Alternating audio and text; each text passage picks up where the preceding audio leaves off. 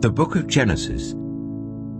Genesis chapter 1. In the beginning, God created the heavens and the earth. Now the earth was formless and empty. Darkness was over the surface of the deep, and the Spirit of God was hovering over the waters. And God said, "Let there be light." And there was light. God saw that the light was good, and he separated the light from the darkness.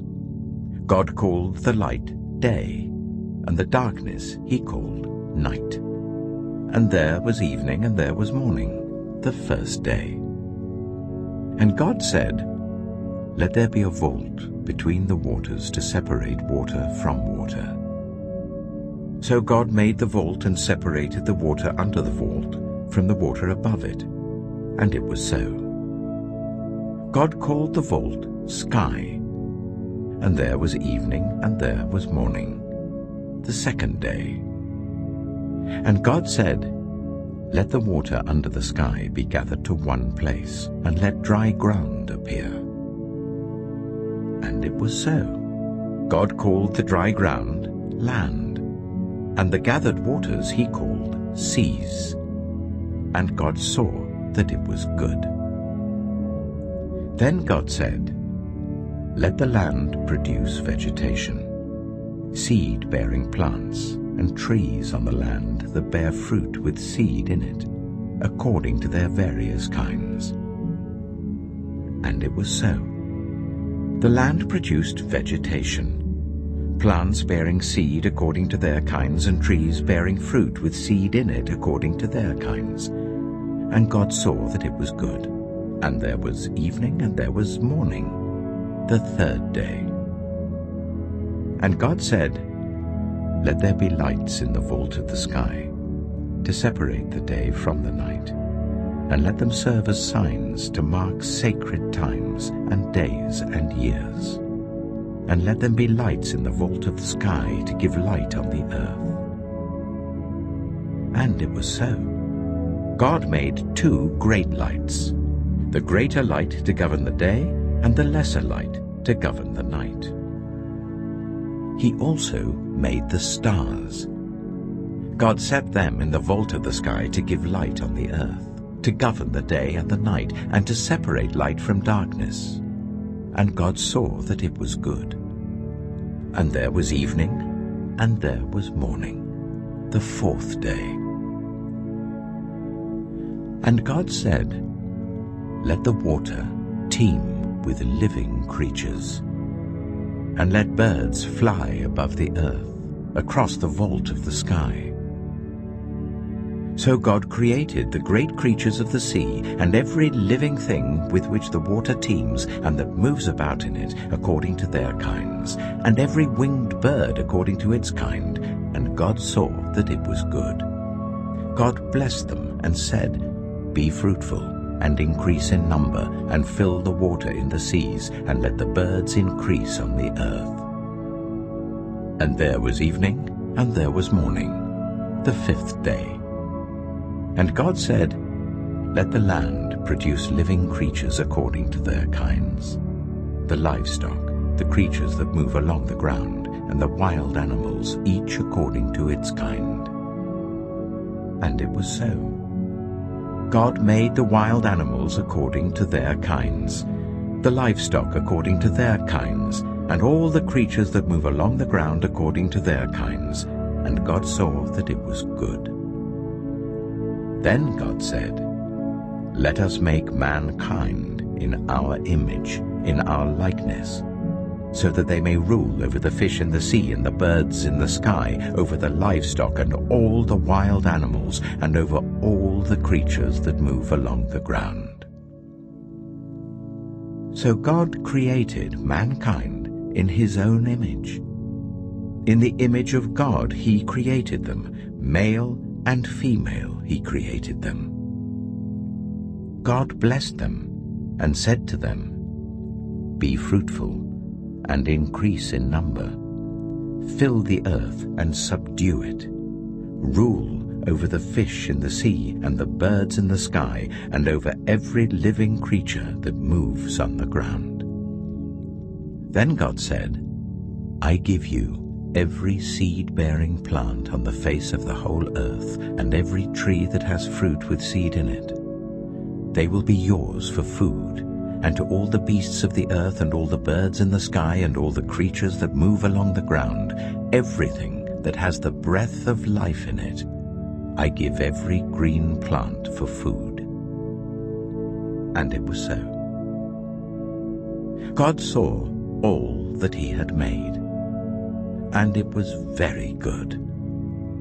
And there was evening and there was morning, the sixth day.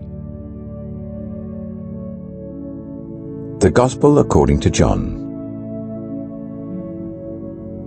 John chapter 1. In the beginning was the Word, and the Word was with God, and the Word was God, and he was with God in the beginning.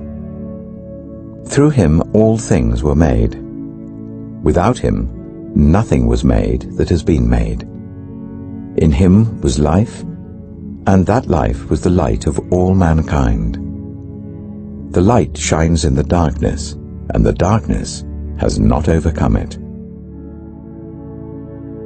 There was a man sent from God whose name was John. He came as a witness to testify concerning that light, so that through him all might believe. He himself was not the light. He came only as a witness to the light.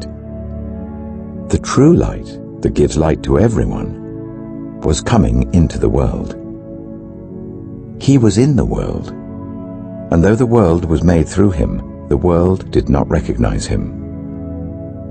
He came to that which was his own, but his own did not receive him. Yet to all who did receive him, to those who believed in his name, he gave the right to become children of God.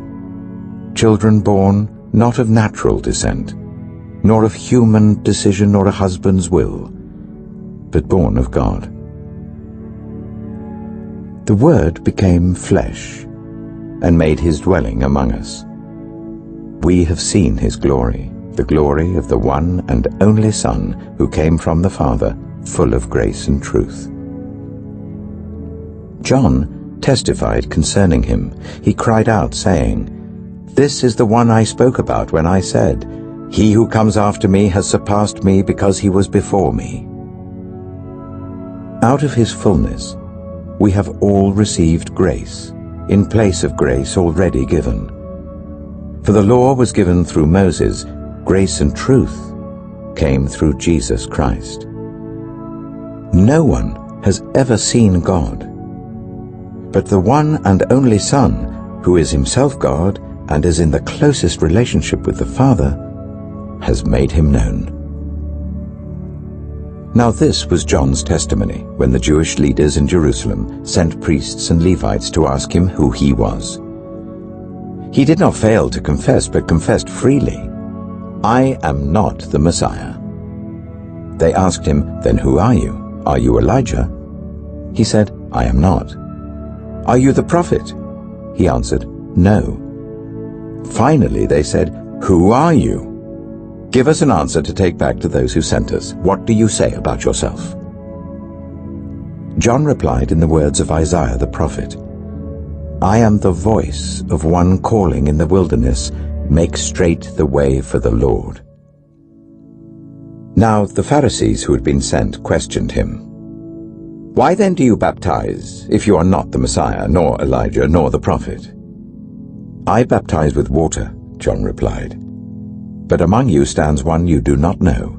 He is the one who comes after me, the straps of whose sandals I am not worthy to untie. This all happened at Bethany, on the other side of the Jordan where John was baptizing.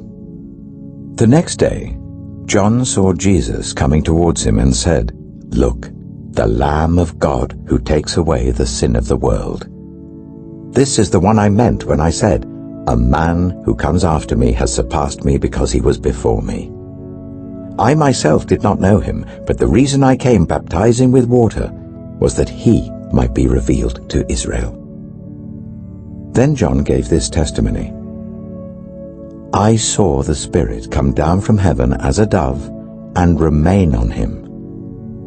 And I myself did not know him, but the one who sent me to baptize with water told me, the man on whom you see the Spirit come down and remain is the one who will baptize with the Holy Spirit.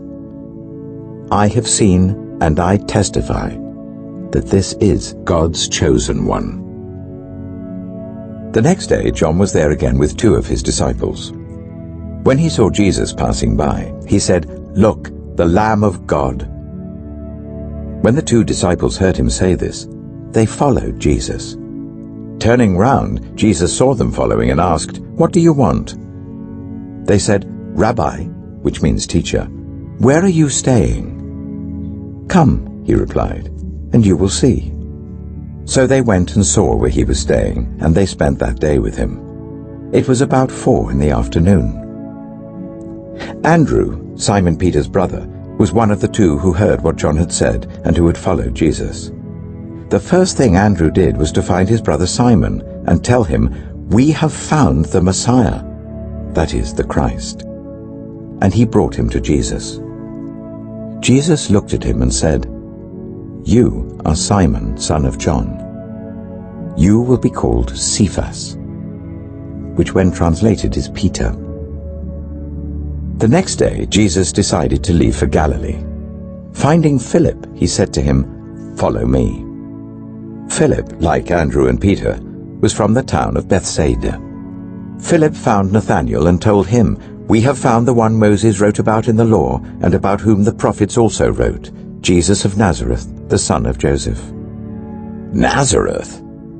Can anything good come from there? Nathanael asked. Come and see, said Philip. When Jesus saw Nathanael approaching, he said of him, Here truly is an Israelite in whom there is no deceit. How do you know me? Nathanael asked.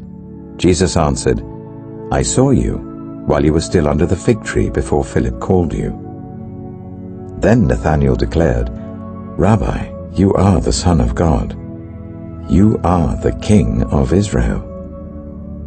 Jesus said, You believe because I told you I saw you under the fig tree. You'll see greater things than that. He then added, Very truly I tell you, you will see heaven open and the angels of God ascending and descending on the Son of Man.